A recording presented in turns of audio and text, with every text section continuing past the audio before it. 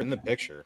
What a shit. All right, everybody, welcome into another episode of the Underground Runaround podcast. I'm your host, Brad Ross, back again with my co-host, Pav Daddy. Yes, sir. I don't know what he's doing over there, but I love him. What's up, dude? We got Kenny, Garfield, Vong, the best unpaid intern in the game. Ladies and gentlemen, you guys need to recognize Mr. Kenny down there. And my man, this guy down there with the backwards hat, he thinks he's Ken Griffey Jr., but he's really Keith Ferrancio, baby. What's going on, brother? How you doing? Good. Kenny, what's up, man? What is up? What's up? Oh, man, we just got back from the industry summit, bro. Or the industry conference, rather. Excuse me. Correction already, but I need you guys to talk for a little bit. I don't know where Pav went. I got a Give quick me story. minute to get set up Right. here, and we're going to dig right into this thing. So we were fucking around at work today, and one of my coworkers is of the Hebrew faith, right? So we were talking about baseball. What are we doing? No, this is good. We were talking about baseball, and my phone must have been listening, right? So I pull up Facebook, and then what comes up with the Team Israel WBC hat, which I think looks pretty nasty. Oh, I some did of them see it. I did see it. Yeah, some of them are lame, but Israel's is fucking cool. So I'm like, oh shit, I'm gonna get you that hat. And then we start talking, and he's like, let's fucking go. So as of about an hour and a half ago, I booked a flight for next weekend to go to the semifinal game Which state? Damn. down in fucking Miami.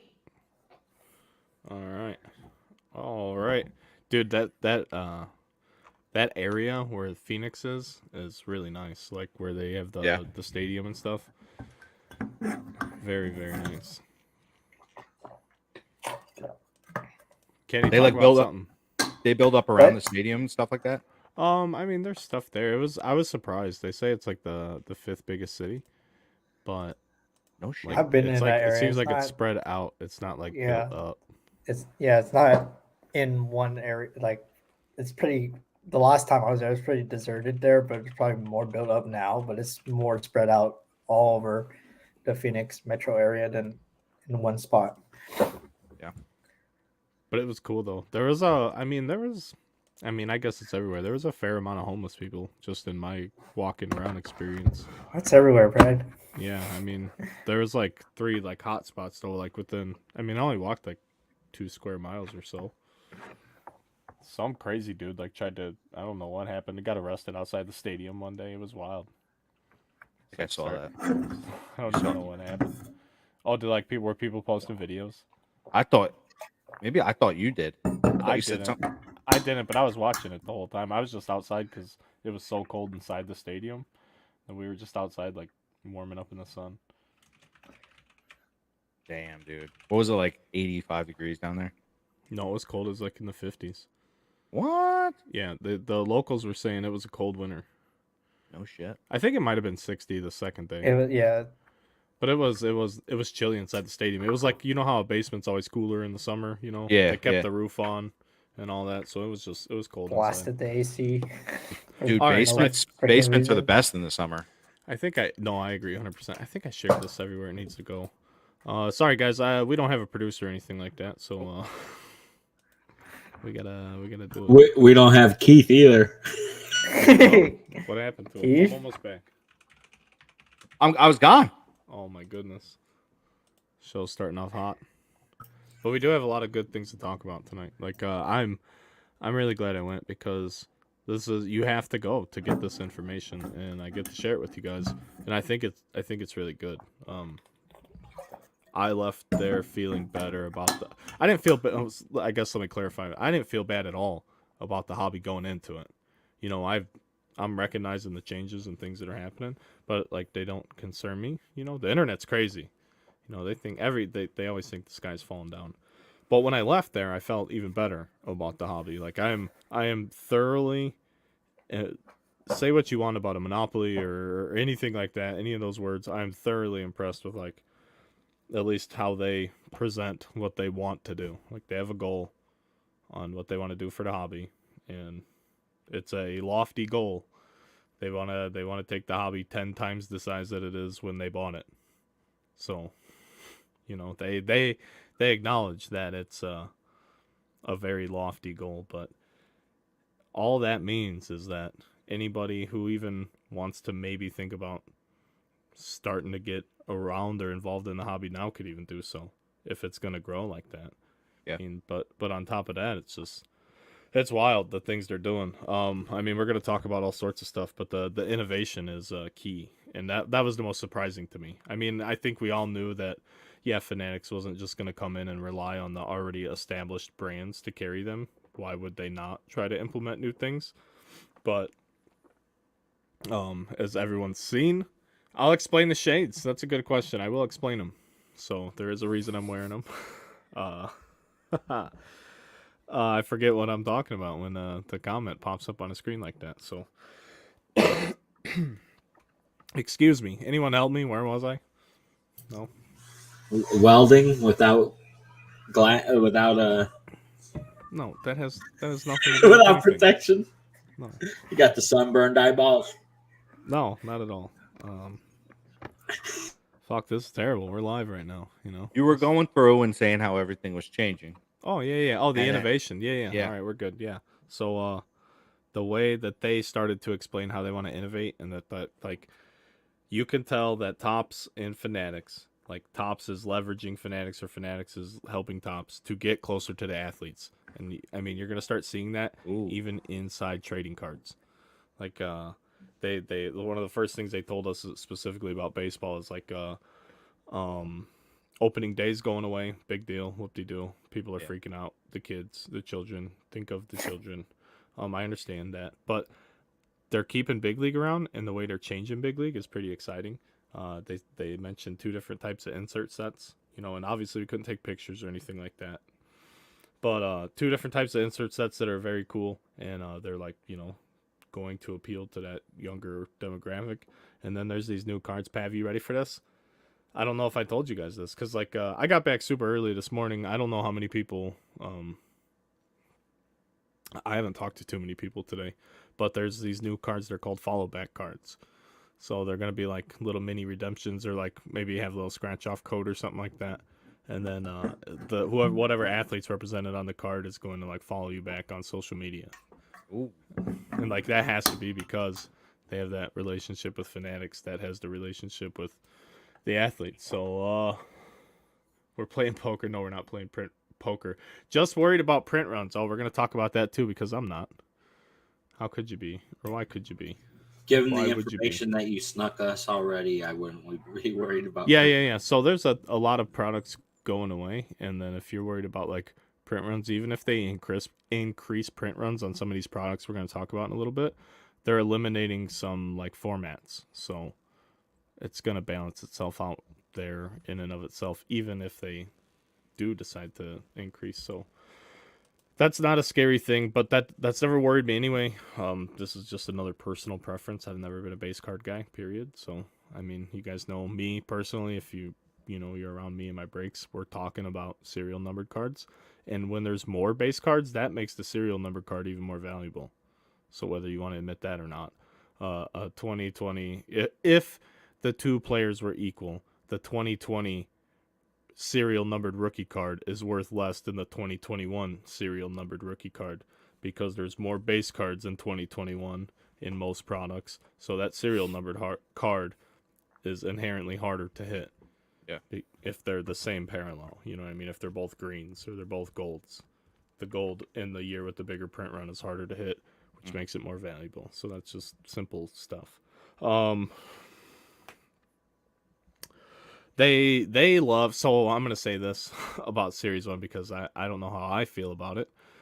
If at any point you guys like have like a specific question, just jump in. Otherwise, I'm just going to start talking about all this stuff. It's a lot of stuff to share. So, the Golden Mirror, the SSPs in Series 1, they love them. People love them. They say people love them. So they're sticking around. So just know that. I don't know for how long, but all that means is every single player in the set is going to have a photo variation. And we don't know what the print runs are for them, and that's not my issue. Or, like, that's not why I don't like it. I just always collected. I never collected the base set. I always like to collect the short print set because it was like, you know, less people, less subjects. I think like 50 people in most sets, things like that. So that was always what I like to do. And then they added the super short print and then the ultra short print with some of the wild cards like the Alvarez, Bichette, Robert, and then the actual polar bear card, you know, some of those. Yeah. But now they're, you know, they simplified it all, and they're going with the everybody gets one participation trophy short print variation. So everybody gets one. But let's go back to the conference itself. So the very first thing in the conference, because I really need to get these off my face, is we walked up, we told them who we were, showed our, you know, identification, blah blah blah, get our credentials, get handed a little welcome box with some goodies and what have you in it. And they're like, go over to the table and pick out a pair of sunglasses. So like, literally just for shit, it's bright out here. Literally, they work. Are those Holbrooks? Yeah, free pair. Oh, Hey Keith, great pair of shades. Keith, Great pair of shades. Keith. They had a whole table to choose from. They had Ray-Bans, Oakleys, all kind of stuff. Yeah, dude. man. Yeah. They- I mean, the Holbrooks are Yeah, a good I've never pair had of a pair, shades. so I was like, Yeah. yeah. I got. Did they have Costa Del Mars? I don't know, Pav. Motherfuckers. I saw these right away. I knew these were the ones I wanted. You know what I mean? As soon as I had locked eyes on them, I'm like, that's the Yep. pair. I put them they're on good. just to make sure, and that was the pair. So there's that, and then inside that welcome box, there was 3 autographs, 1-touch cards. So I got Gabriel Moreno. The fun fact about this card, and I'll just show you guys real quick on video, is that they have him in the Diamondbacks jersey already. Ooh, that's cool. I Yeah. like that. So he just got traded. At Sunday night at the opening party, I got Alex Rodriguez and David Ortiz autographs as well. At the opening event on Sunday, it was just like a snacks and talk social event, you know, drinks and what have you. Free drinks, very cool. Nobody made a fool of themselves, which is even better. You know, you put 400 people in a room with alcohol that don't know each other. That's awesome, you know. So that's always good right there, just in and of itself. No, obviously there shouldn't be any problems in an event like that, but that's just cool to see. But that evening, appearance, Corbin Carroll, ladies and gentlemen, he was there. We all got to take a picture. We got a little autograph card of him, and they also told us the following day that he will be in Series 2 for a flagship rookie card. His autograph's in Series 1 already, but he doesn't have a base card, so he'll have a base card in Series 2. So inside that box, we also got a bunch of these packs. I think I'm just gonna like do some random giveaways, or maybe find people that are more interested. Like we have some Formula 1 packs, some college football stuff, which I'm really into. There was some soccer stuff, and that goes along with some of the presentations they did, but they're all like industry conference specifically, like stamped cards. So just some cool stuff. They gave everybody like a frame piece of a random Major League Stadium with a authenticated baseball relic in it. Kenny's like, we got safe though.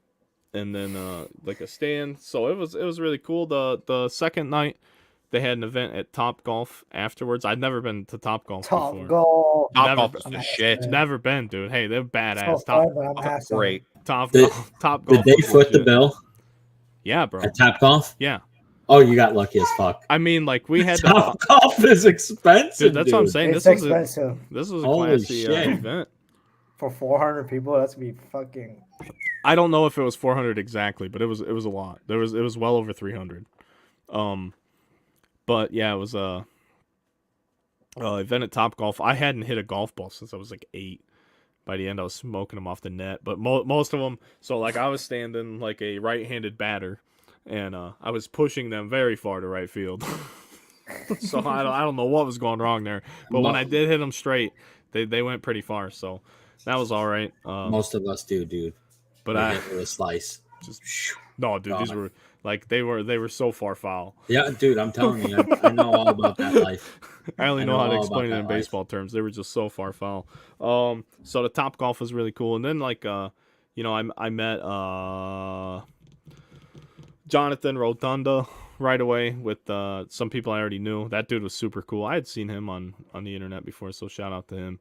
He gave me a couple rides for free, saved me some money. Didn't have to buy an Uber every single time we relocated. So that was cool. We did meet like a bunch of cool people. I met a bunch of people on Twitter that we'd been following each other. Like so that was cool. You know, taking pictures and having a good time at the Top Golf. That place was massive though. Like I don't know if everyone's that big. It was like multiple decks, you know, and like just Yeah. the lane goes on forever. Like it's like at a curve, which is pretty ingenious. Like how they have the station set up so they get more out of their space. It was really cool. You know, I've never been there, so Simpleton 101 right there for you. So enjoy that. What else? What else? You guys like anything you're curious about? I'm still stuck on the short print thing, the Yeah. SSPs. What do you That think? drives me fucking nuts. I agree wholeheartedly. But, But, I mean- see, I was in the minority. I like it though, because then I feel like you don't have to increase print run, because like if you only have so many subjects that are SSPs, then like you know how many Great you're fucking gonna argument, Path. just Well, put it into doesn't the- matter in relation to print run because a short print run is like never really. I mean, unless you really dig into the pack odds, I don't know if I could figure them out, and I'm pretty good with them. But I know people can. Yeah. right. But let's say they didn't increase the pack odds, so then the likelihood that you get the big stars is going to be a lot less. because Yeah. of course, yeah. So that's what I'm saying. It might be a really good thing where all of a sudden those cards become a lot more rare, Or worth a even lot more even the lesser players, their card becomes more valuable right, because right. So What yeah, I I- mean, I get it, but I think it's you have every card in the base set, right? You're printing SSPs for each one of them. What's the difference if you're printing more SSPs and the same number of those big stars that you want, right? All this does is piss people to fuck off when they pull a, fucking like who's the new guy to get pissed off that you thought was good, and like a Kyle Lewis SSP, right? You're like, what the fuck? I it's don't gonna be know. okay, Keith. I don't think it's that bad, bud. Would you rather have I'm more stressed SSPs or more My only no name pitcher autos? my only gripe don't- with the whole thing is that they should just call them short prints because there's not a short printed version. It's a super short print. Yeah. So like that, that's just silly. They're it's like churching it up to me, trying to make it sound Yeah. more important than it is. The Golden Mirror SSP. No, it's just a photo variation. But I mean, it's cool. They put the SSP on there, and they do change the foil. I mean, it's a nice touch. Don't get me wrong. I'm just upset because I like the condensed set of more like of the stars in the set and their photo variation. Like the one year they did it where like most of the guys were like on the red carpet. I think that was like maybe 2019 series 1 or 2. They like 2020. most of the pictures they were like on the red carpet, so those were like cool because it was just a different look. And I mean, they can still do that with this, but they did all I'm saying is it's here to stay, so like it or not, it doesn't hurt, and people like it, so then obviously it elevates it. So that's just something that being in the minority you got to deal with. You can't have everything all the time. Products, we that was the only thing I actually posted about products going away. The products that were, I don't have the list handy, so we will get back to that. Pav, what do you think about the short prints situation? Do you have any thoughts? I like short prints in the flagship product, dude. And I'm not against more of them. I'm for less shitty autos and stuff like that. And like, I don't like the fucking like card with the flag in it and stupid shit like that. We need less of that stuff, more photo variations. I'm all for it. You talk about like the manufactured relics. Yeah, dude, fucking Yeah. trash. Yeah, those I take them out of the pack and throw them in the garbage. They're junk. And like, if they spend less time making shit like that and start, Yeah, but out that's more not photo- that's not new or old. Like that's a thing that's already exists. So we're already stuck with those. What are you gonna do? Anyway, products. these products right here on the screen. So audio folks that hear this later on, I apologize. We will verbalize this, of course. But there's also a vending machine. They're selling this. They were like demoing it, but I think it was just $1 under 4,000 if you wanted to buy one. I don't know if that was shipped or anything. I don't have a use for it, but I want one. I would love to put one in here and just randomly give myself a pack every now and then. Yeah. But that's cool. But the products that they said, this is what they put on the presentation officially or unofficially, whatever you want to say. It is officially, I guess. But Archive Snapshots is getting put on the shelf. They did say that doesn't mean these products will never come back. They just think that the market is telling them that these are the ones that are not being well received. So they're going to set them down, and who knows what they're going to do in their place. Bowman Heritage. We didn't even get it last year. No. And I heard it was supposed to be today, or like Yeah, it was supposed to be today. So maybe they're just quietly sending this off too if it didn't come out. Top's clearly authentic. People like this one. And seeing this one go surprises me because I'm you would think that like maybe Archive's signature series would go before Clearly Authentic. Yeah. Or the retired edition, but I don't know. Bowman Chrome X, that was what an exclusive StockX exclusive product, or like that came about because of StockX, something like that. Topps Gallery and Topps Fire, those were like retail hobby boxes of sorts, so they're going away. Honestly, those are two of my least favorite products on planet Earth, licensed or unlicensed, so that I'm not sad in the least bit about them. No disrespect to any of the Topps Gallery artists. Gold label, that one surprises me a little bit because that's always an affordable on-card autograph product. Whether or not you like the gold frame, the frame is a little the frames can be tough. So in 2018 I actually pulled the 101, or I didn't pull it, I think I bought it, maybe I pulled it, but somehow I ended up with the 101 gold frame Ozzy Albies rookie, and I graded it and it got like a 7 because the frame got like a 6 or something wild. So that sucked with gold label, but it's going away. Opening day, I said opening day was already going away, and they're beefing up Big League. So I feel like that's a fair trade in and of itself, if you want to look at it that way. Yeah. First edition, they didn't say at the time, but I'm gonna say this here at the end. First edition is getting shelved. Bowman Transcendent, regular Topps Transcendent is still coming, but Bowman Transcendent's going away. And then the other two things I heard outside of the actual presentation was that all light formats and all first edition formats are going to get put on the shelf. I don't know if that's official, but that's what, we heard.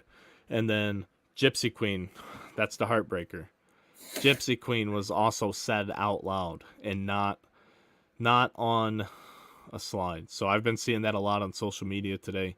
People arguing back and forth on if Gypsy Queen is getting canceled or retired, so to speak. And I can confirm to you 100%.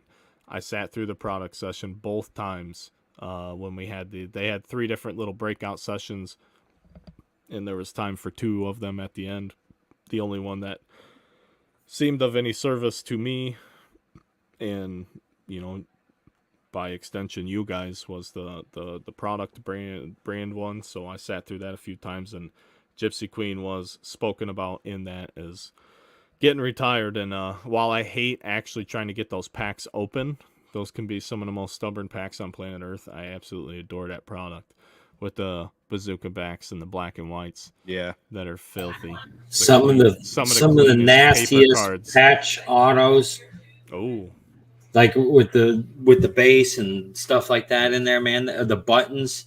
I know you guys aren't big button guys, but some of the autos were absolutely nasty. And they had some nice books and things like that. When you pulled a book in a Gypsy Queen, you knew because the pack was so stretched. Yeah. It's hard to read. Oh, well, sorry. We don't even need it anymore. That was just for my own ability to. Did you just kick Kenny? Convey it to you. No, I don't know where Kenny went. So that's unfortunate. So yeah, that's what's going on with the products. They said they're gonna make some new announcements soon, but they didn't tell us a whole lot about new products. They did say some things about new parallels. So there's like a I guess let's start with this while we're talking about what's going away. Tom Brady Bowman draft. That's true. That's not false. Social media, Facebook weirdos. I don't know who's arguing against these things. Like, why would people just start talking about like no, it's not true. Like, yes, it is. Why would anybody start that rumor? Tom Brady will have autographs in Bowman draft this winter. It's happening. They already have it done. And while we're on that subject, Bronny is gonna have some like Bowman U autographs too. So they already got Bronny locked up in the basketball realm. So be ready for that. It's exciting. I mean, good. It's good. Do you think post Gypsy? Oh, hang on. We got a question. Time out for the question. Do you think past Gypsy Queen or other products being canceled will increase? Oh, I don't think so. I don't think so at all. No. I don't know. I'm not experienced enough, honestly, to answer that. I don't know how some other products have appreciated or depreciated over time. But I would say, like, one of my favorite products I wish would come back is Strata Baseball.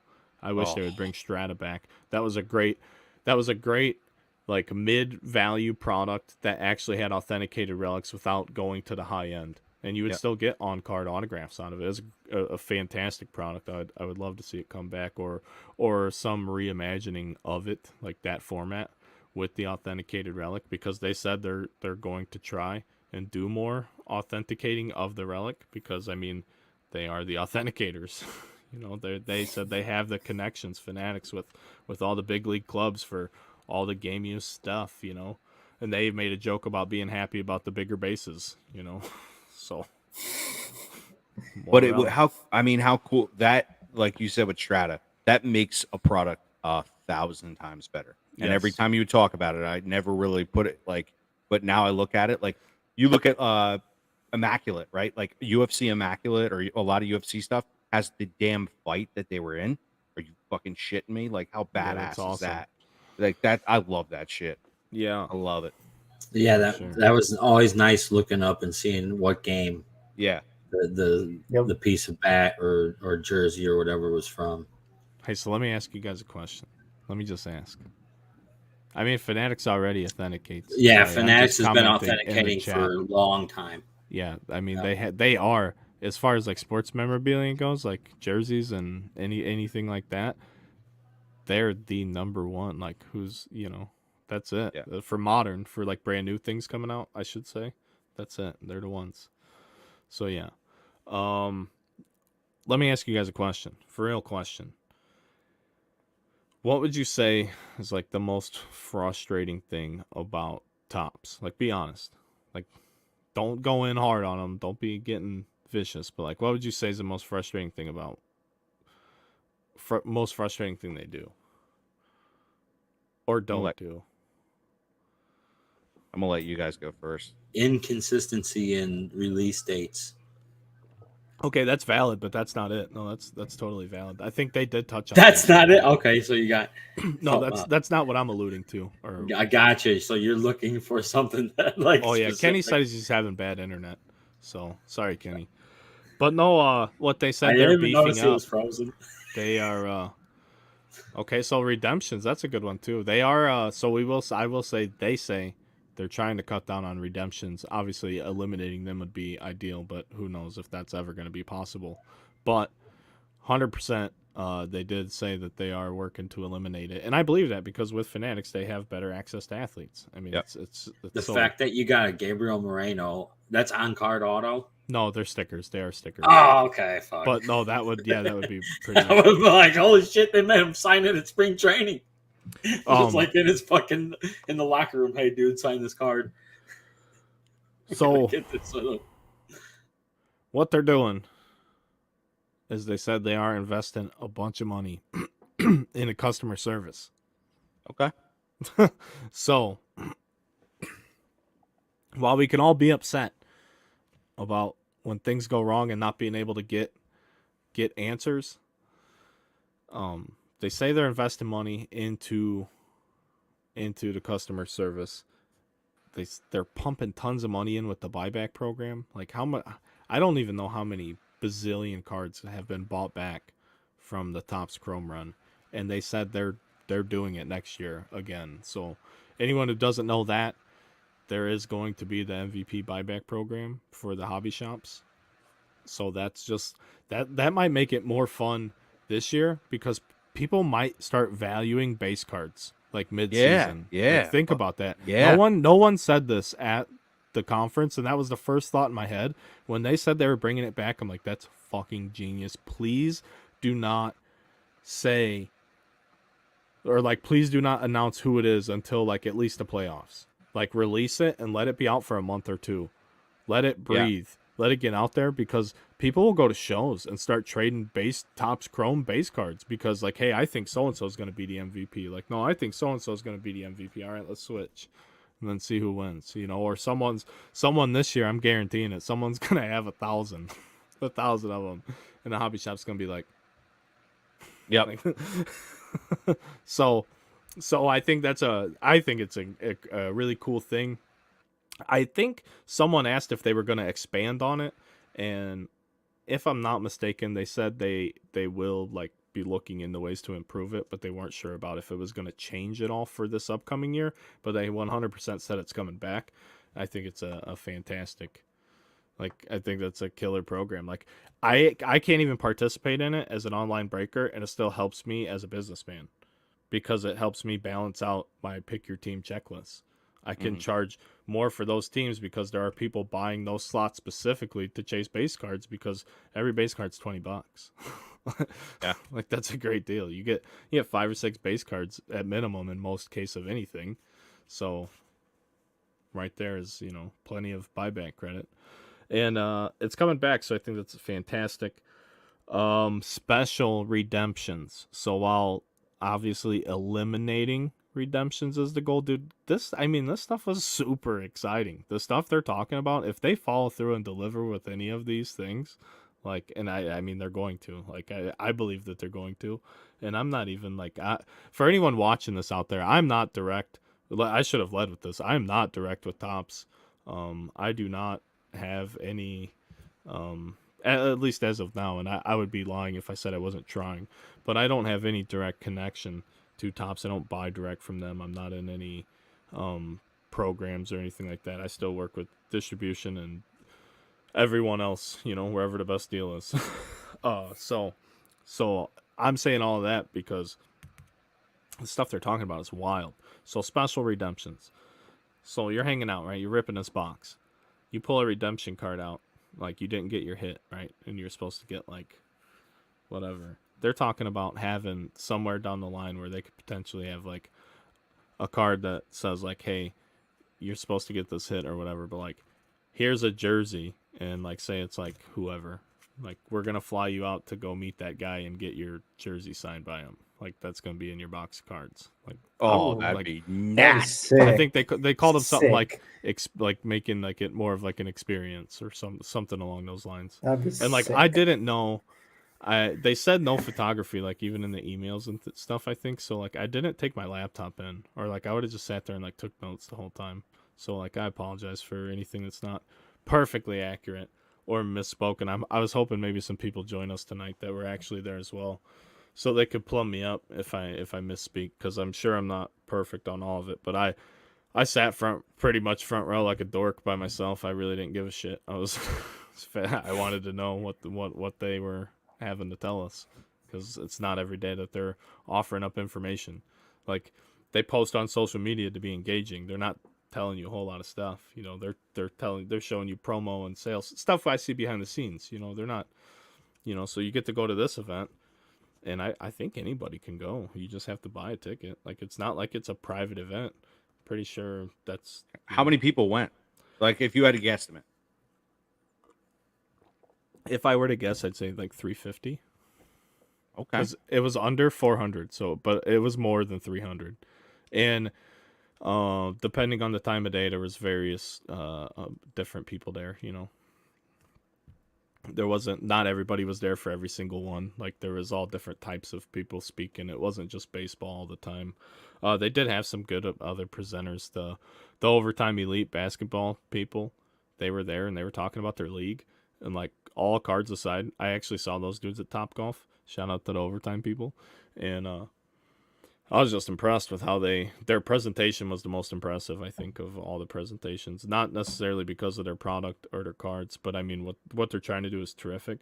But like what they've done on their own, just building that league in 2 years, like it's been around for 2 years, and like the data they were giving us to say what they've done in 2 years was phenomenal. So like they're in a good place. They might have 2 top 10 NBA draft picks come out of their league this year. So Oh, their wow. first year in the league, they ended up having a kid who's playing for the Spurs right now. So like they're just building up that credibility since the NIL stuff is around. So good for them. They market like hell. Like they're really good at marketing to their demographic, like their younger generation on TikTok and things like that. So they were really, I mean, I'm somewhat fascinated by the marketing stuff because I do all my own anyway. So like I'm always trying to learn how to do it.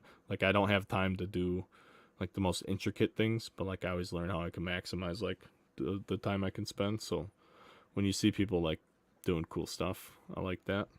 They had like they just had all kind of presenters, MLS people, the Bundesliga. They brought a guy over to talk about that.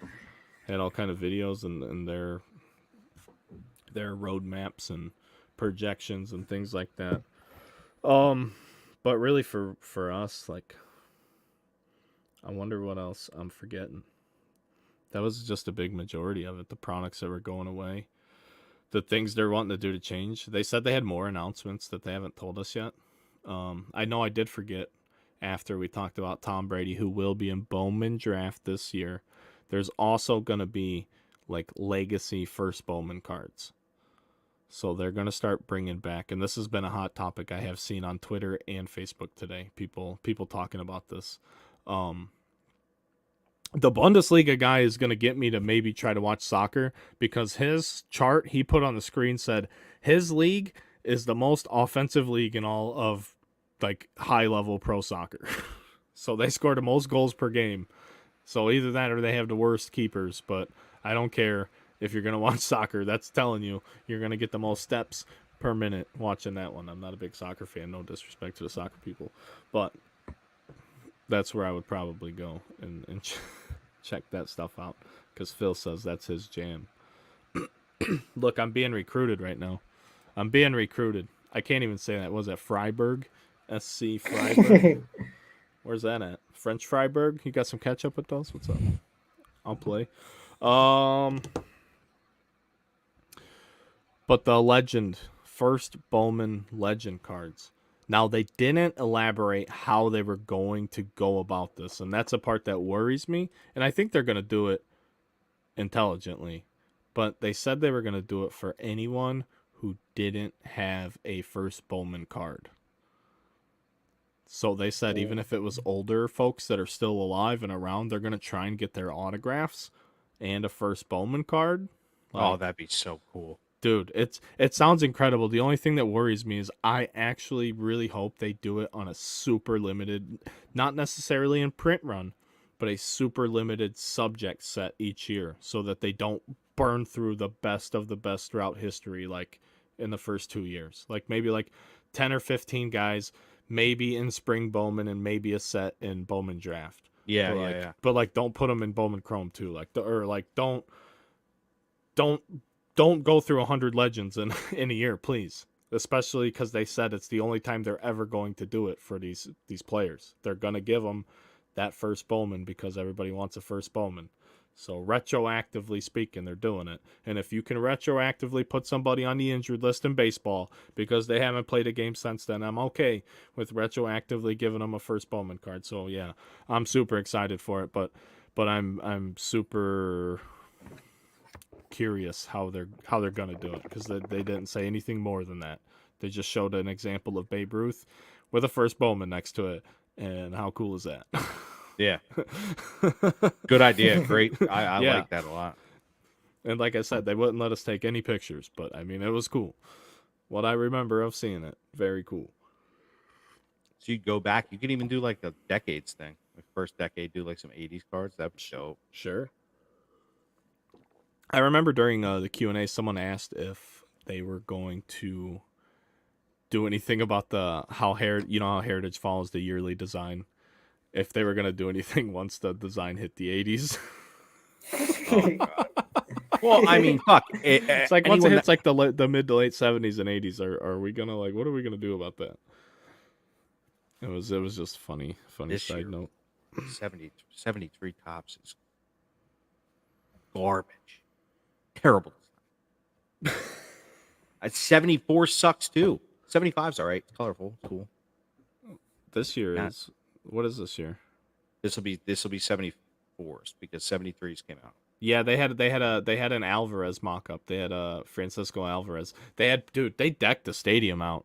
Like Really? they pimped the stadium out with their they even had a bathroom mirror with the frame of a card and so like Topps Industry like you could take a selfie in the back. I didn't, but you could have been like your own industry summit mirror selfie baseball card.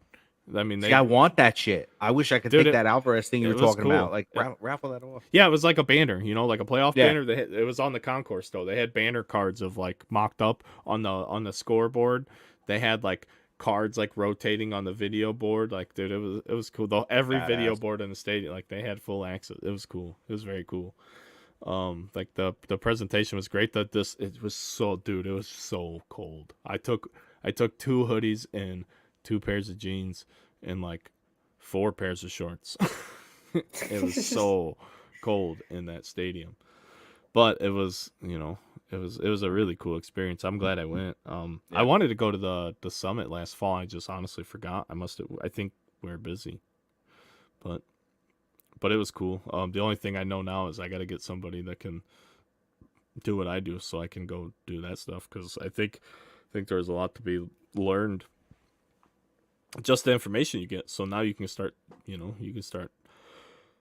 taking that information and processing it. Like, everybody's going to process information a different way, but I literally told myself when I went there, if I can get just one thing that I can use to help me in my situation, like, it's going to be worth it. So there's a ton of things that I want to at least look into further, whether I implement or not, but there's a lot of cool and exciting things happening, and it's gonna be fun, man. They even asked us, so like in the branding little meetings, they asked us when they get to basketball and football, they're like, what brands do you want to see come back? Like they're interested. They're asking people. They're listening to ideas. They basically left us open door access. They're like, please talk to our, like, they had all the different people and all the different responsibilities and product development, and they're like, if you want so-and-so's email, please go exchange information with these people, reach out to them. They're like, don't bombard us with like QC stuff. That's not what we're here for. But like, if you have a good idea and you think it's going to help, like, they seem very open-minded. Like, it was a super laid back, like, it was very cool. Put that many humans together, and like, you can tell everyone's just wanting to make sports cards better. Like, there's no egos about nothing. There's no like it was just really cool. It's cool to be a part of that. It's definitely some good ideas. A ton of good ideas. You put you put all those people in the same room, and all those people are there. They paid money to be there, but they want to be there. Like, they want to be there obviously because they're either in here making a living off of it, so they know what works in the location that they're in, or they're they care about the product. So everybody's there trying to do something better. And then the people that do the thing itself are actually like open-minded and seeking feedback. So it was a good experience. So I am gonna go to every event that is available like that. There's something good. Like, I told you guys to come, so better figure it out. We can take over the I'm doing it. Yeah, it's fun, dude. You can take selfies in the bathroom and be your own bathroom selfie mirror card, Keith. It's the dream. That's tempting. 101. That's a 101. Also, side note, you guys remember, I forget what episode it was last year when we talked about the average price of a baseball game for the family of Yeah, four. yeah. We talked about the family of four average cost to go to a baseball game, and the Diamondbacks are last, like they're the most affordable. Well, just walking around the concourse, they had a sign on the wall: hot dog, drink, popcorn, and I think maybe something else, all $2.99 at a big league Wow. stadium. Yeah, $2.99. you won't find it anywhere else. I got a vitamin water at the hotel. It was like $5.04. Yeah. You know what I mean? So yeah, that's wild because it's a really nice area. It's a real nice area. It's inexpensive to go attend. If I lived in that area, I would live in that stadium, I think, during the season. Like it's so like there's no reason not to. I don't know. Kids could go hop in the pool when it's hot. What do you guys think?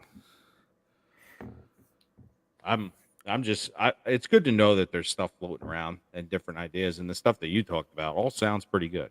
Other than the SSP bullshit, but Yeah. other than that, I like it. I like the Bowman idea.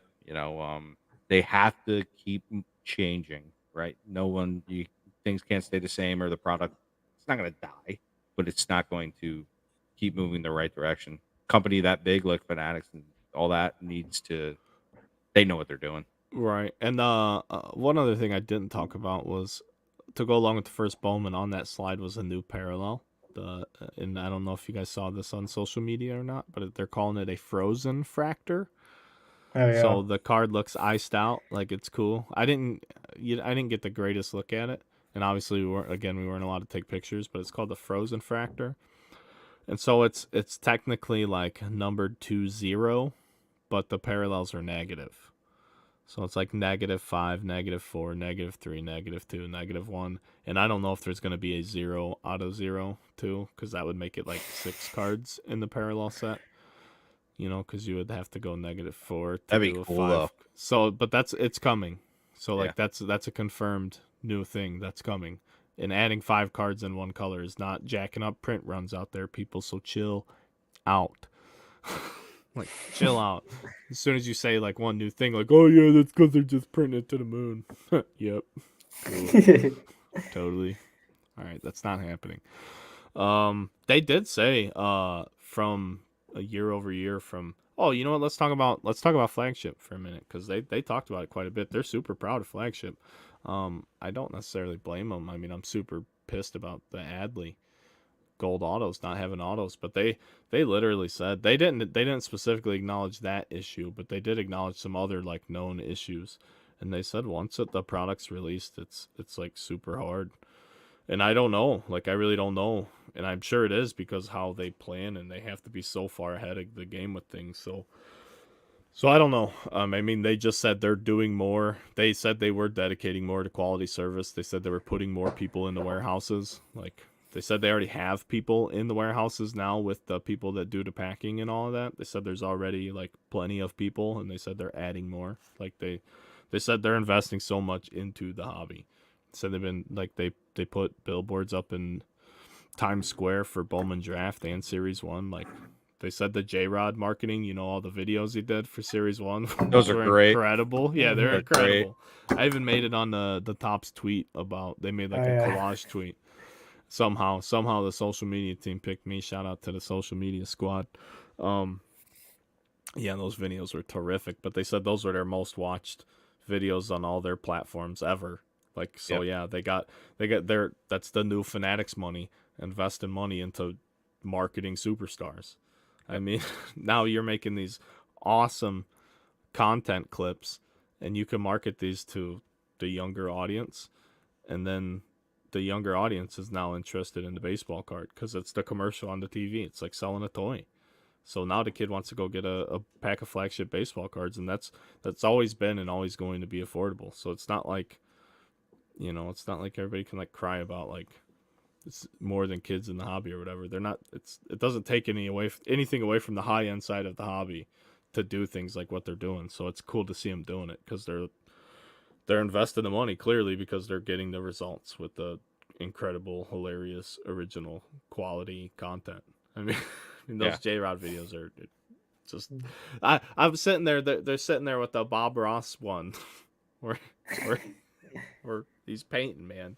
And I'm just sitting there with the biggest smile, like this is the coolest damn thing they've ever done, like ever. I literally I wanted to say and I didn't get a time. So if by the slightest chance anybody or any you can steal my idea. If anyone can get this idea to Tops, they need to make a short print of those 3 scenes, those 3 videos he did.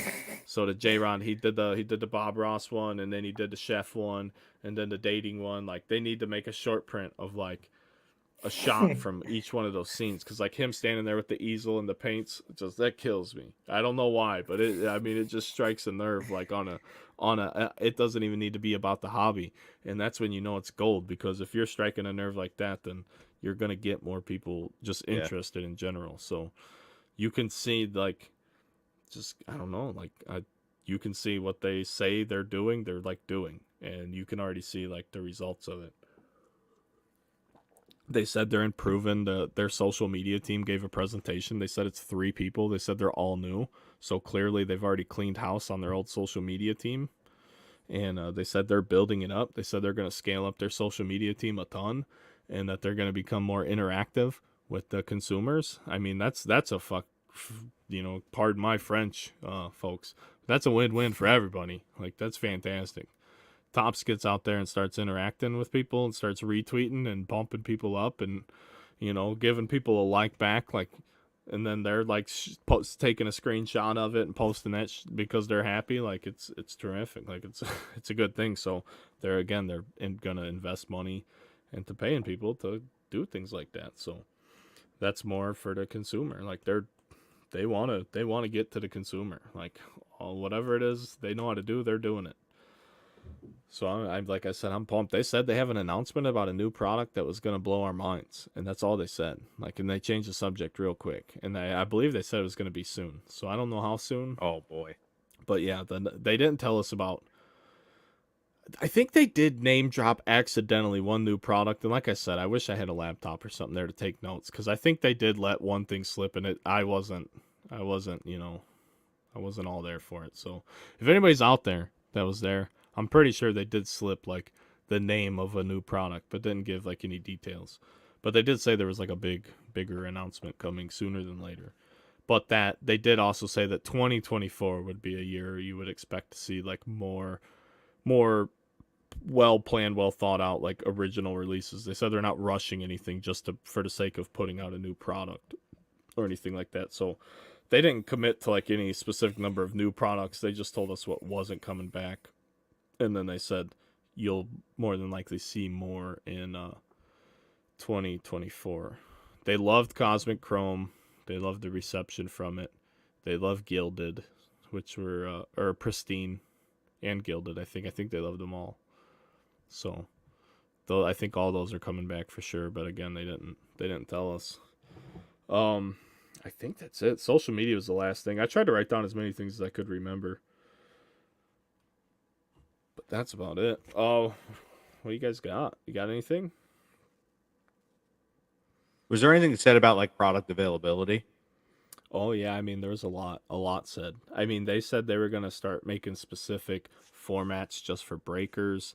They were gonna make some for the hobby shop, and that they already do. They did say that this is an interesting one about Series 1.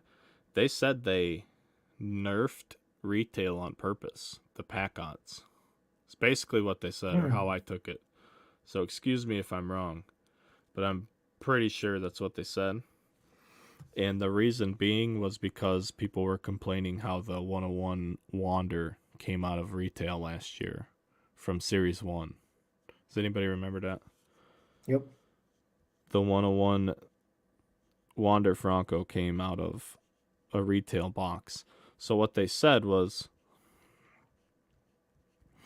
they said they couldn't, they claim, I'm sorry, I'm trying to look something up, but they claim they have absolutely zero knowledge of where all the short printed, all the good cards, all the quality hits. They say they claim more ignorance than any other time during the entire presentation. They say they have no idea where any of the good things go, but that's why they lowered some retail odds to help maybe sort of offset the chances of that happening, where some of the best cards come out of retail. They're not saying that they said they would never take that opportunity away. They're like, we're not gonna, do that. But they pretty much said they watered it down on purpose, in a way, which I kind of agree with. But I'm not a retail guy to begin with, so don't shoot me out there, retail people.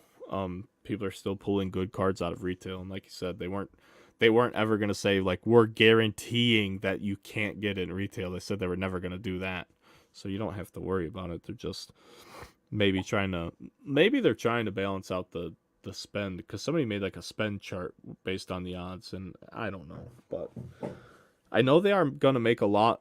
Maybe they are gonna make a lot more base to or print run with parallels, because they're doing a thing with Little League, so they're gonna like get integrated with Little League, and like every kid that signs up for Little League is gonna get a pack of cards. So you're gonna have a lot of packs for that, but that's definitely cool. Definitely a cool thing they got going on. They're gonna build up some type of partnership in regards to that. So yeah, here we want. I just wanted to see they had like a little itinerary thing. The MLB Fanatics Authentic, yeah, they were talking about memorabilia and things like that, and how they have access to like materials from the team, like all the game use stuff they have access to. They talked about the Mint Collective. That was in Vegas. That was a show last year. They're trying to build that up. It was at the MGM, I think, and it's in a month. I was gonna go to it last year, and I forgot to buy a ticket in time. Or a table. I remember that. Yeah, I wanted to buy, and I tried to buy a table after the fact too, but I didn't know enough people to find one. But it is what it is. I don't know. My wife said the kids are on spring break, so I might go and just let her go do whatever. And but that's coming up, the Mint Collective. Just check out that. Look into that. But I think that's really about all we went over as far as the conference went. Kenny, get closer to the camera, sir. I love that. I love Kenny's fucking hat, dude. He was really close to us. Yeah, it's a sweet hat. I love that hat. It's a pretty good quality hat. Look at that. Is anybody watching? I know we've lost some viewers, but is anybody watching have any questions, like, or any confusion? Like, have you guys seen anything wild on the internet? Because I've seen some, like, just flat out wrong stuff. It's surprising. I mean, it's really not in today's day and age, but it's wild how quick that happens. Yeah. Like, you have a little 2-day event, and all of a sudden people just start spreading wild stuff. Ooh, Kenny, they can't see all the way up your nostrils, bro. I'm not even that close. Oh, that's a great question. So did they mention Montgomery Club? They did. They didn't say anything about it, but they said that it was still up and running and functional, and that was it. That was all they said about Montgomery Club. So yes. I was gonna say they should do that. They should do a membership thing like they have Montgomery Club. They should expand on that. I think that's a huge opportunity. Member exclusive like stuff, things like that. So. Yeah, like dude, you can different tiers. Yeah. Oh, if you get this tier, you get early access to A, B, C. Yeah. Or hey, you're part. Like you should have, if you're part of this Tops Club and stuff. Now, if Fanatics does it right, you can always have access to certain products on release day, regardless of, I just feel like getting product in people's hands is a big thing, and I think they could do that if you sign up for a tiering thing or have just member exclusive things like the Montgomery Club, but expand on it. Like, hey, you've been a Montgomery Club member for 5 years, whatever. You get tier 2, 3, blah, blah, blah. That'd be cool. Yeah, that would be cool. Like some sort of like thanks for being a long time member. Long time member. Here's your Corbin Carroll. Here's your jacket. That'd be dope. You wouldn't take a Tops jacket though, because 100%. I'd wear it too. If it's the quality of those glasses they were handing out. Damn, dude, fuck yeah. Tops X Oakley jacket. Imagine if you had Oakley, you had Holbrook Tops glasses with a little Tops fucking vintage stock logo, like the old vintage logo, yeah, this one. Yeah, yes. Dude. Give me a Tops windbreaker, Tops North Face windbreaker. I wouldn't be against it. Not one bit. They should expand on that too, though. Yeah, their clothing, stickers, all that stuff. They fucking pump it out. Pump it out. Somebody made a joke about supplies, Topps branded supplies, and then like I don't think it was much of a joke. Like, and they I don't know. I think they said like maybe, but like Topps they had top already loaders. laughed about it internally. Like, they're like then not wanting to get into the supply business. Obviously, Yeah. there's no sense in that. There's plenty of people with supplies now. Top starter jackets. Oh yeah. Hell yeah, dude. Oh yeah. Just have them in all different color combinations. Yeah. That would be sick. Oh, they did say another one thing. They said they're gonna change up Topps Chrome Black this year. They said they weren't shelving it yet. They said they've made some tweaks to what they're gonna do with it this upcoming year, and they're gonna see how it Interesting. responds after that. Because they kind of admitted that it wasn't necessarily like the best launch this year. But in my opinion, I think it was just overpriced. I don't think anything was wrong with it. I just think it's too expensive. No, yeah. But Agreed. we knew that was going to come anyway, and we knew that was going to have to pass anyhow. So it is what it is. But they did say they were going to change that up a little bit. Those follow back cards, I said they were going to be in Big League. They're going to be in Series 2 too. I think I actually, now that I say that, I think I actually were sending myself messages on Facebook with notes. Because I think I typed up the rookies they said were going to be in Series 2. They put like 3 on the board. Hey, so those follow back cards? Yeah. Legit question here. Legit question. Sure. You got that. What do you think that card would sell for? That's what I'm saying. That's what's wild. What, right? Like, who the fuck knows? People, I guarantee you, like, people of any type of like clout chasing status symbol wannabe they'll throw a crap influencing. ton of money. Yeah, like They'll throw a crap ton. for better Especially or worse, that's what's gonna happen. Give it a big name like a Julio or like how many of them are there going to be? You know, things like that. Is it going to be common? Is it going to be uncommon? I want a Mike Trout follow. Imagine, that's what I'm saying. Like some rich kid, I some do kid's too. dad Give could me a pay Mike you. Trout follow. Yeah, Or I'll be like, money. the kid in me definitely wants that. So yeah, we're cool. The whole time I'm sitting there, dude, they're working on the field, getting ready for the World Baseball Classic. So the event, like they were on top of the dugout, like doing the presentations. So we're all sitting in the stands right there. All I was thinking about was just wanting to go on the field and hit a home run. I'm like, man, I wish I could just. Hey, take Mike Trout's playing there next week. I'm like 10 swings. I'm putting 3 out if I get 10 swings. Like with, I guarantee I daydreamed about that during some of the presentations. I wasn't really that interested in. Just like picture myself hitting home runs just on a big league field because why not? He's gonna hit one into the pool. Yeah, I mean wherever. Just to say you did it, be cool. It's a big league field. I mean, it doesn't get any better than that. It's gotta be like church for like the religious people and things. I'm not making a joke or anything, but like a baseball field to me is like that. Like that's a big league field. It don't get any better than that. Even if you're in, Oakland. Tampa. Relax. It's still a big league field, dude. What? Pav looks like someone put him in the corner. He did. You know what I mean? He got that look like someone just put him in He's the been corner. sitting quiet. Pav got yelled at for being half extra an hour. vulgar. Pav came out just flowing. It's loud on my hair. We're having a says it's good loud on informative show. I'm not worried about fucking cussing. Oh, Pav.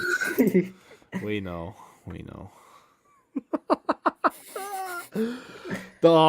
So Kenny, what do you know about the WBC? Because I saw Alejandro Kirk dropped out. Seiya Suzuki's hurt. He dropped out. Miranda dropped out today. Yeah. I feel like we're missing a couple people, but I have been starting to see people dropping out left and right. It seems Kershaw. already dropped out. Jose Leclerc on the Rangers is borderline about to drop out because of his injury. They're trying to reevaluate it in a few days to see what happens. Yeah, shout out to Gavin Lux. He blew his ACL out. Oh, dude, I mean, sucks. Glass now got hurt. Not that has anything to do with the World Baseball Classic. Just He's out 6 to 8 absolutely weeks. Team USA is still my pick. Gotta go with Team USA. The team's so good. I mean, so are some other teams, but yeah. I'm surprised Brad didn't get a USA hat. I bought all the I swag have one. today. I have an old one. I need to go buy one. I lost mine. I lost one at some point in the last few years. But I'll get one. I'm sure I will when I see one. It's just a matter of time. Um, I was gonna order a jersey like a not smart college student, but let me not do that. all right. I'll stick with the They'll hat. They'll Work probably be shirt. half price after it ends. So I'll take Yeah, who I'll knows? take I a wonder Mike how much Trout. stock. I honestly am curious how much stock they're gonna carry for stuff like that. But oh, you know what? They also said as part of making cards and things like that and Fanatics, they were talking about doing things like the first jersey they print or like they manufacture because they have the access to do that. They were talking about like say so and so gets traded to a new team, like the first new Fanatics authentic jersey they make, they're gonna pull it and cut it up, like have them, you know, I don't know if they're gonna get it to be player worn or whatever, but they're gonna make material out of it. So I would assume they would have to. I didn't ask in that detail, but they said they were gonna start pulling stuff like that and like trying to like take advantage of like more time specific, like more moments in time, like historical pieces, which I think is incredible because I think everybody who knows me on this level knows that my favorite sports card ever is the Tops Now Chris Bryant Rizzo card. Like that's the grail to me. You ask me what the grail is. I own a piece of Game 7 from the 2016 World Series. Like I literally own it. Like that's crazy. Like it's on a card. The two guys who made the last play of that game signed that card, and I have a piece of the base that they were like on. Like that's significant. Like that's so significant. Yep. And they're gonna start doing more things like that. Like, and people turn their nose up at Tops Now, but if you ask me, like that I like is Tops my Now. I'm a big fan of Tops Now. Yeah. absolute holy All grail. for it. Like to I have a me, whole there is box of it somewhere. absolutely no better card. There isn't. It doesn't exist. That's the card. Like the 101 of that card is the card. But like, there's only what 150, 175, 85, 190. Like probably somewhere right under 200, right at or under 200 of them. Yeah. That's cool. I agree. That's cool, man. So they said they're gonna start doing more stuff like that. So super pumped. Let's go. Super pumped to see that, and that just leads me into being curious. Like that opens the door for like new product lines. Like what do you now you can make new products Yeah. because you can do these crazy new wild things that you couldn't do before because you didn't have the same type of access. So while I say people complain that they have too much, they're in control of too many things. If they're giving us the access to all this stuff they have access to, that's great. It's not like it's not like they bought it and they're taking everything away from us and they're charging 10 times the money. Like if things are going to be more expensive, which I don't think they are, like look at what Series 1 was. Series 1 was what, $90 on the Topps website for a hobby box in 2023? Yeah. It's not Fanatics being greedy or anything. Like it's not that bad. That was one thing you heard like when Fanatics takes over, like, oh, everything's going to be $1 bazillion. Like that was one thing I was even like somewhat hesitant. Like, is everything going to be stupid money? Like, no. And I think it's where it is. I think it's where the hobby is. The only thing that's different between like now and 2018 to me, or like 2018 and previous, maybe 2019 and previous, is maybe some of the lesser stuff doesn't sell as well. Some of the unlicensed stuff doesn't sell as well at the same price point. At the same price point that it was at before, because I think there's a lot of licensed products out and maybe even too many right now, and that's why they're scaling back on a few of the formats and things like that. So I'm super excited. Like I was excited to be there. I was excited to get settled in and see what it was all about. And when I left there, I was pumped. I was like, we got to do the show. People need to know. I don't. This wasn't the most well organized. It's never gonna be. It's the underground runaround, for crying out loud.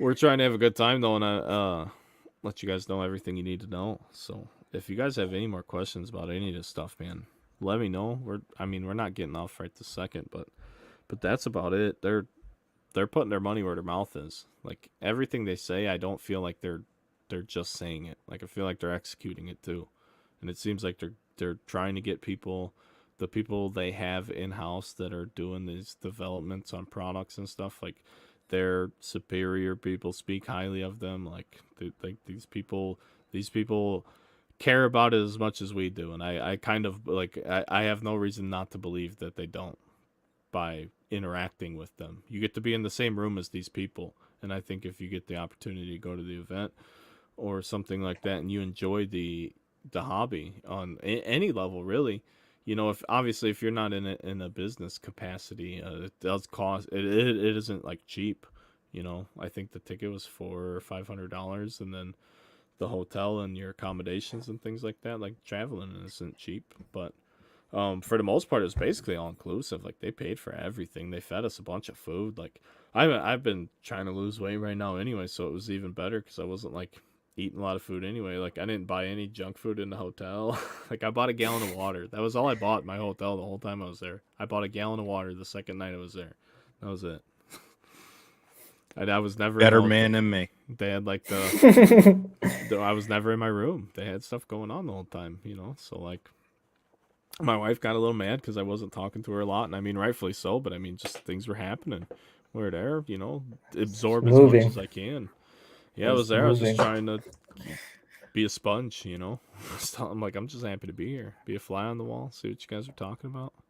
Listen to like I talked to a bunch of shop dudes, like asked them how they do things, because surprisingly enough, like they always say like shop people talk shit about breakers and back and forth. Like nobody there was like, at least in my experience talking to both people, like shop owners are cool. Some of them are even genuinely curious, like how you do what you do, and obviously in return I want to have a shop one day. That's no secret. That's just a matter of actually settling down family roots. Like I get to ask, I asked a lot of them like personal stuff about their operations, and they were like happy to answer. Like none of them didn't answer, and it was just like, those are things that you don't know unless you know someone else who does what you do. And where else do you meet other people that own baseball card stores or in the baseball card business, period, like at events like that? Yeah. So you got to go hang out with these people, and they're all cool, man. They all do the same thing you do.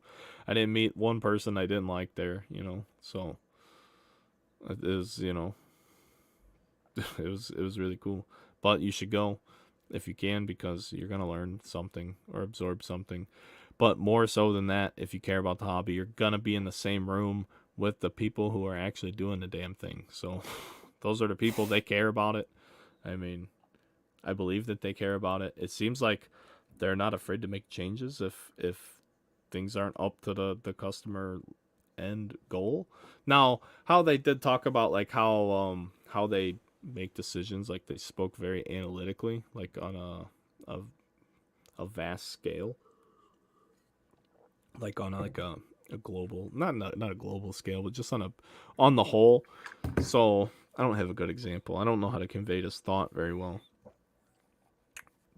But, you know, it's just like if 52% of the data they said liked this a certain way, then they're going to consider that a success or whatever. So, but not only that, they did seem like they're not abandoning the hobby shop. And that's something that a lot of people have talked about since the Fanatics takeover. Like, oh, they're going to screw the little guy and they're going to run the little hobby shop right out of business. They talk about wanting to be able to support the stores, and like they were even as far as talking about having athletes come and do like Fanatic signings and things at like a minimum of cost, like where if it's like feasible and they're not too far away from like where they could get a potential person, like they were very open, like if we can help, you know, like don't hesitate to at least reach out to us, or you know, I don't know how that's going to work in practice, but they were talking about all these different types of things that they want to do with the store experience too. I haven't mentioned this at all, but they did say there's going to be a Fanatics like live breaking platform. They said they're building like the greatest live streaming, the granddaddy of them all for live streaming apps. So that's coming. No details on when. They did say it wouldn't be like you can only break Fanatic stuff on the platform. It's going to be like a platform for live stream selling, period. Like, do whatever you want. But they did say there probably will be like requirements to get onto the platform, etc. They said they would not put a limit on how many sellers could be on the platform, because people did ask that. They're going to be like, so since it's Fanatics live selling app, are you only going to let like 25 or 50 people that you choose be the people that get to sell there? And they're like, no, we might have requirements, but we're not putting a cap on who can actually have the opportunity to be there. So it sounds like, like, just to bring this thing full circle, like, it honestly sounds like I said in the beginning, there's potential. Like, if you're interested or curious, it's not like it's going to be impossible. Because, like, I felt like in the peak of the boom, anybody who wanted to start it was impossible. I've always told people just about anything I've known, because my opinion's always been like, hey, if I tell you everything that I know, like, you still have to do it as good or better than me. Like, and really, if you're, if we have different customer bases anyway, what the hell does it matter? Yeah, I want you to know stuff because you're going to treat your people better. And if you're treating your people better, they're probably going to stick around the hobby. If they stick around the hobby, they're going to tell more people about the hobby. I mean, you have to think of it like, you can't think about it as yourself. You can't be super selfish, because when you think about how many people are in the hobby, it isn't crap compared to the actual population out there. Like, if you just go about it the right way, like super positive, and try to help people out and educate people and like let them know what it's about. I mean, there's products for everybody. That's the beauty of the hobby. I've said that since day one. The stuff I don't like is stuff other people love. The stuff I love, like Gypsy Queen, is getting taken from me by the people that make the stuff, and I gotta live with that. But but that's the beauty of the hobby. All right, there's something out there for everybody. So with all these different types of things that they're making, and different types of things they can do, and different price points and access levels, it's just room, dude. Like, anybody who's curious about the hobby at basically any income level can participate in some way, shape, or form. And if you get a pack of cards in your hands, it's more than likely you're going to end up on social media, even if you get laughed out of the room by a bunch of assholes on social media who don't know how to welcome someone into sports cards. When they're like, hey, I just got these cards, what are they worth? And they're all base cards that are worthless, and 20 people laugh at them, and like, that person's not going to want to be like, that person's no longer excited about sports cards because they just got made fun of, like all these people are going to start coming if they can execute any significant percentage of what their goal is. Like, if they could do half of what they want to do, it's wild. Like 5 times more than what it is now. Like, it's so small now, but the more people you can reach, like, it's a very interesting long term. Like, it had me thinking about the long term, because all these things they're doing, like, I would love to pull something out of a box that said, hey, you're getting on a plane to go meet anyone. Like, yeah, all right, let's do it. Hey, honey, I'm going to meet anyone.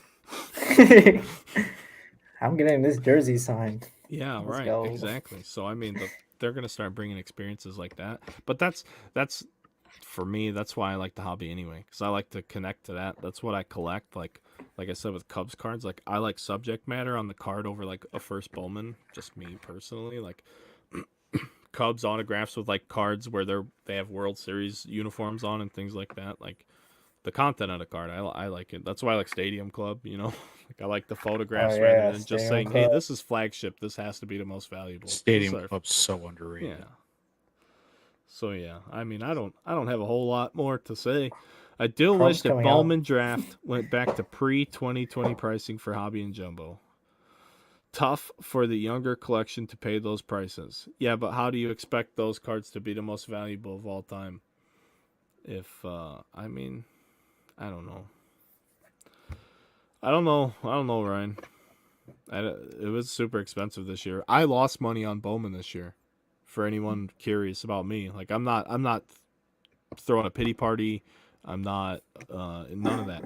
But I found out about Bowman Draft so last minute, after so much crap got dumped on us. Like, there was 1 million releases in 5 weeks. The I'm summer not the was biggest a business. disaster. the very last minute, after there wasn't even like pre-sale solicitations about draft, and there was this rumor nobody was getting draft or it was going to all be direct or whatever, they're like, hey, this is what you can get, this is the price. And then when I put it in, the only thing I got, anything I asked for, was the light format, and the price was too high on all of it, like from the distributor. But by the time I actually moved all of it, guarantee I lost a ton. So Ryan, I agree. I wish draft would go down too. I don't know if it will. And that's the only reason I even say what I said. I'm not here like again. It's a lesson. I'll learn from it. It's not a big deal. It's definitely not make or breaking what we're doing here, but it sucked. Like I feel like I got strung along a little bit on that one, but it's part of the game. But they have the light format, Ryan, but they said they're getting rid of the light format. So I don't know. I don't think they're going to make a retail format of draft. They do it in the spring, but I never thought they'd make a retail format of Bowman Chrome either. But then they made those silly mega boxes with the no first chromes in them in the base packs, which is so silly because the spring mega boxes have first chromes in them. So I don't understand why they do it that way. Anything else? Anybody? Bueller? Did they expand at all on the future of their distribution network? I mean, they admitted, like, they were very open about, they're like, yeah, we scaled back. We're handling more of it. I mean, they said they wanted to continue to handle more of it, but at the same time, they also said while they said they pulled distribution, and obviously we all know GTS and Magazine Exchange, I think, was another one, and I don't know who else got cut, and I'm sure the ones that are still getting it are getting a little bit less too, but that's what they said. They said they're holding more of it for the to keep or whatever, and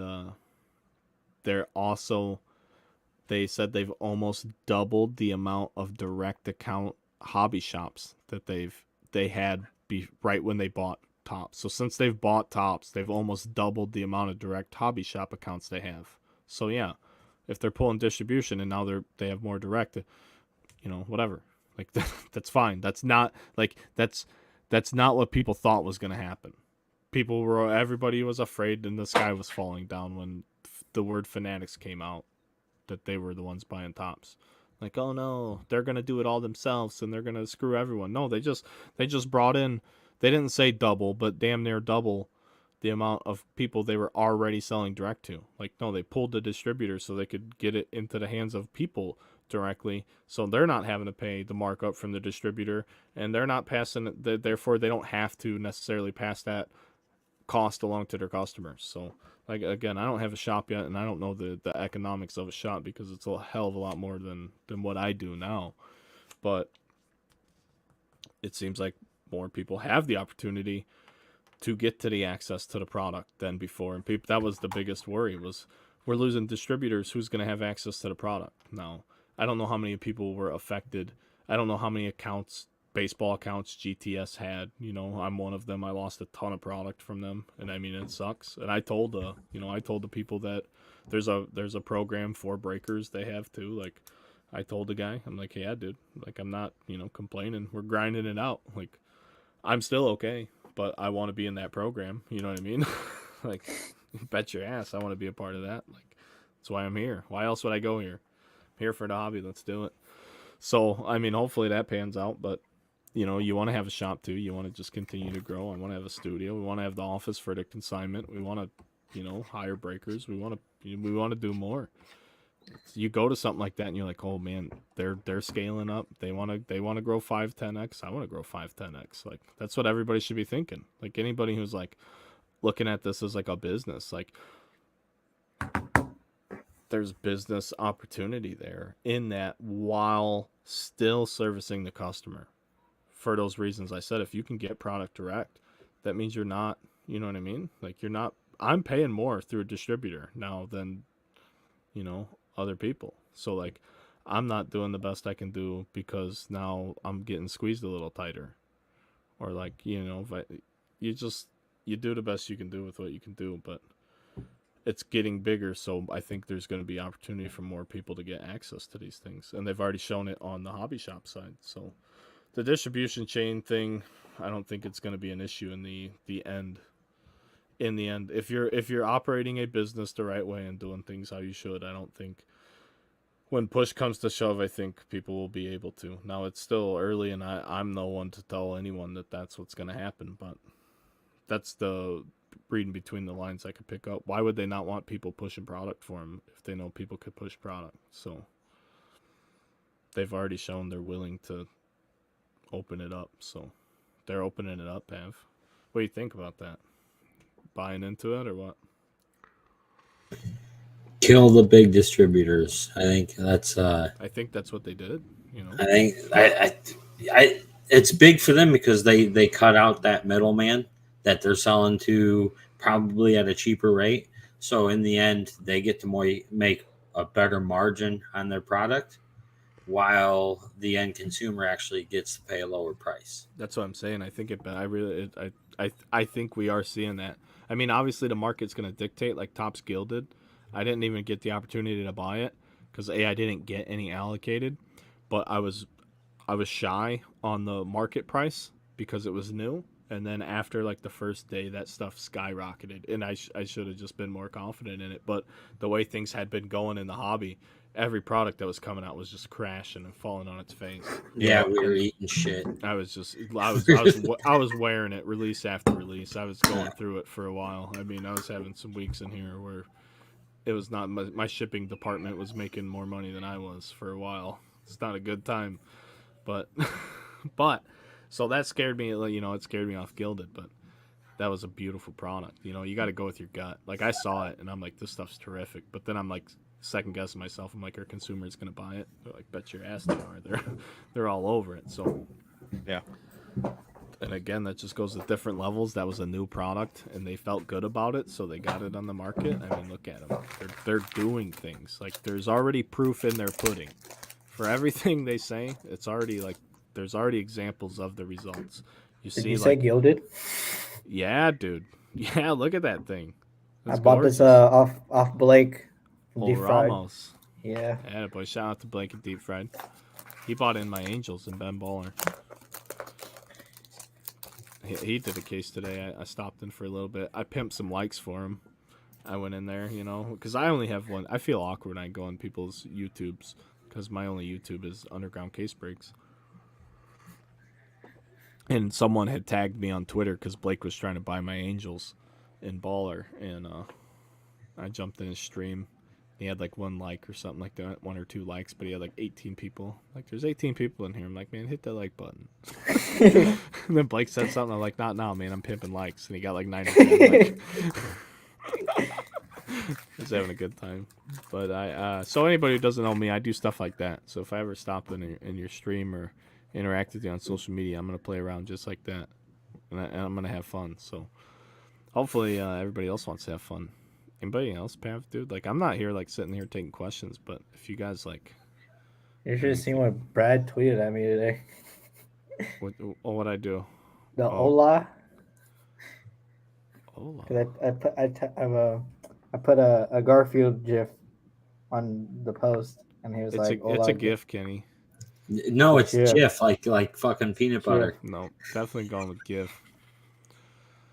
And that is the end of. Still like the hat though. What else we got? Yeah, I picked this up last week at the Oregon baseball game I went to. Kenny, what are you pulling up now? What are you wasting our time with? You gotta have this stuff ready. I'm not wasting. I don't have the attention span for this. This is the new TikTok era, brother. You got 3 seconds. I said Ola. The second part. Yeah, you can't see it, dude. Look at your phone. Oh yeah, Garney. Because that's like Garfield and Kenny at the same time. So instead of calling you Kenfield, you're Garney. It's a thing. Garney works. Sorry, yeah. It sounds weird, but give it a shot. You never know. It's just, it is what it is. Maybe you do a retail version, watered down for collectors. They said they were going to do like specific products, like breaker-oriented products, like online, you know, some online products. You know, they said they were going to do like some sort of specific products. So I don't know if that's, you know, branding or what, or multiple types of, you know, products. But if they're saying they're already cutting back on like light boxes and things, I don't know why they would add any more different types of formats to like an already established set. So I just think you might see different types of sets, and maybe different types of sets with like super limited runs, or just, you know, not a ton of it, but like marketed directly at a target audience, where like a person who buys into breaks is not going to buy into that product, or like the set collector is not going to buy into that hits only product because there's nothing for him to build, you know. So I think even if they do increase the number of products, but they build them very specifically, instead of like having like a product where it has like base cards and autographs to like satisfy all the audiences, if they hammer into more of like specifically what the collector wants, you know, what each given collector wants, then they might be able to make more products and not make anyone feel like anything's watered down.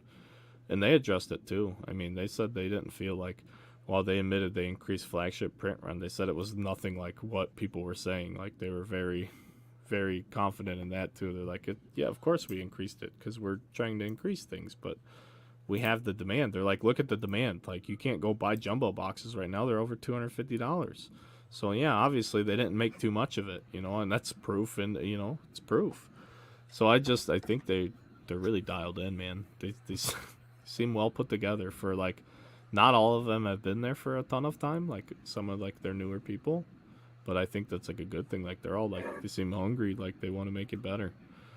Like, their prospect guy, they were super high on the guy who they have that specifically like curates first prospects, like first Bowman lists and stuff. Like, I mean, they're all like, they're a very well functioning team. Like, I mean, you're meeting with them, you're watching how they interact. Like, I feel like I'm a good judge of character and like people reading. Like, I felt like they had it going on. Like, they at least knew what they were doing. Like, people were also worried, like, when Fanatics takes over, are they gonna care about trading cards? Like, or are they just gonna see it as money because of the pandemic and money's just flying out of people's pockets right now? But I like it. I like what they're doing. I'm happy. I feel better. Like I said, I felt fine going into the event. I felt like the hobby was fine, and like we just talked about, and things were not good for a couple months. I still think things were fine in the big picture. Just sort of some cause and effect taking place, really, and it seems like they're already on top of trying to correct those things.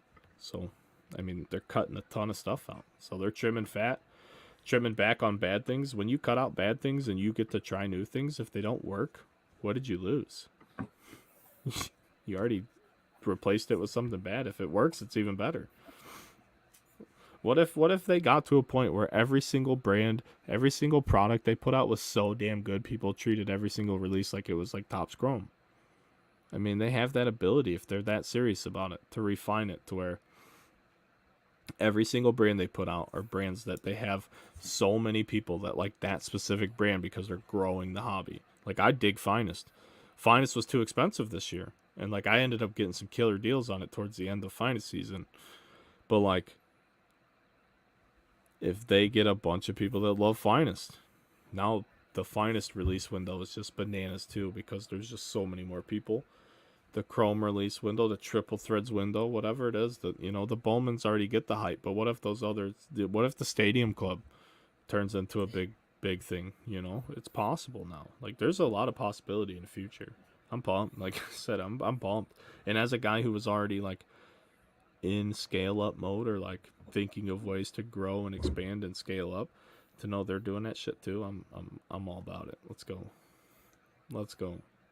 I already know, like, I've known for a while, like, I can get a lot of funding. Like, I haven't yet, but like, when the time's right, I'm like trying to make sure I'm in the right position that I can make the move. Because once I figured out that that's obviously you need money to make the moves, then I spent, you know, the last X amount of time trying to put myself in a position to have the money to make the move. So, like, Pav and I were talking about, we were talking about it today. We were talking about interest rates and different types of, like, you know, finance. That's stuff I never did.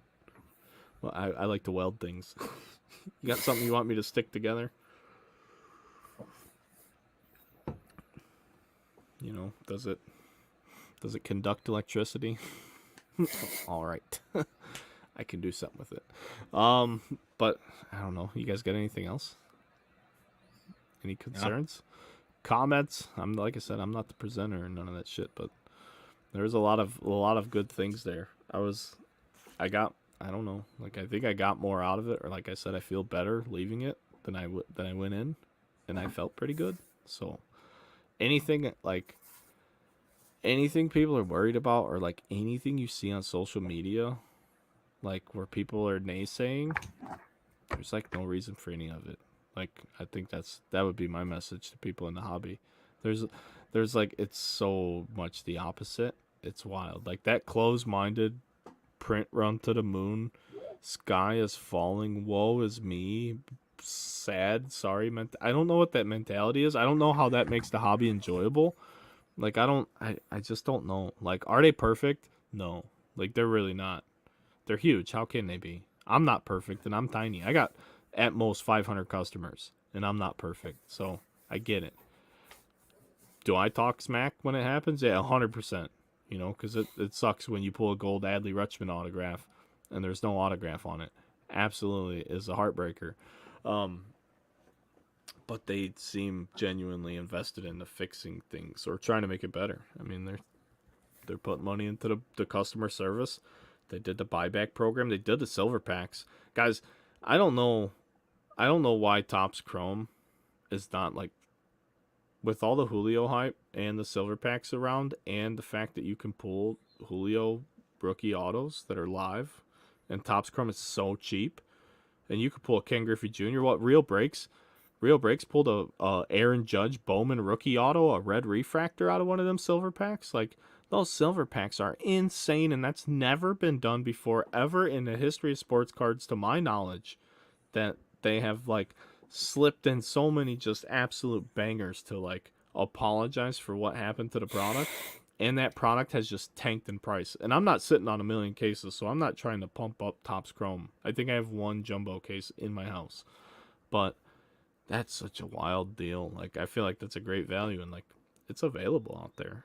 Those silver packs are nuts. I've had people say they're bad, but like, we've pulled Ken Griffey Juniors, we've pulled the rookies, like we pulled like they're sauced up. And then like I said, I'm pretty sure it was Real Breaks, red Aaron Judge rookie auto, because he was a redemption and it didn't get redeemed. I think Bryce Harper's been out there too. I might have pulled a Bryce Harper. Some cool stuff in that. I don't know how we got there, but that's why this is the Underground Runaround podcast. This has been another episode. I appreciate you guys tuning in. If you have anything you want to add to the conversation, we got a Facebook group. It's the Underground Runaround Social Club. There'll be a link somewhere. We got the Twitter, UG Runaround Pod on the Twitter. And everybody have a good one. See you guys next time. Thanks a bunch, everybody. I don't know where my mouse is.